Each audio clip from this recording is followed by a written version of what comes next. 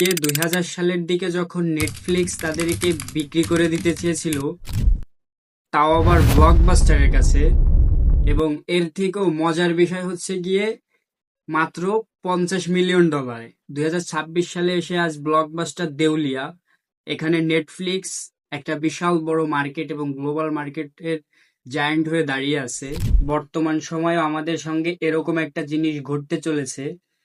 AI technology বা কৃত্রিম বুদ্ধিমাত্রা যেভাবে স্কেল আপ করতেছে, তুমি যদি এটার সঙ্গে নিজেকে খাপ খাইয়ে না নাও, তাহলে ভবিষ্যতে তোমাকেও এআই ছুঁড়ে ফেলে দিবে।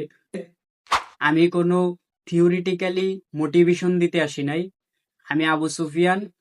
আমি বর্তমানে গ্লোবাল এআই টেকনোলজি এবং গ্লোবাল যে খবর খবর আছে এগুলা অ্যান্ড স্মার্ট ভিডিও মেকিং নিয়ে কাজ করতেছি।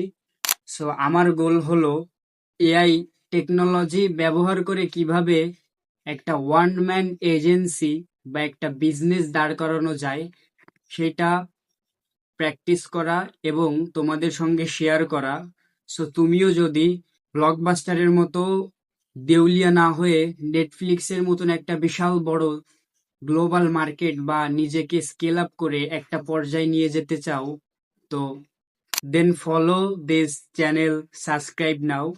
তোমাদের সঙ্গে দেখা হচ্ছে একটা গুরুত্বপূর্ণ খবর নিয়ে নেক্সট ভিডিওতে। টাটা।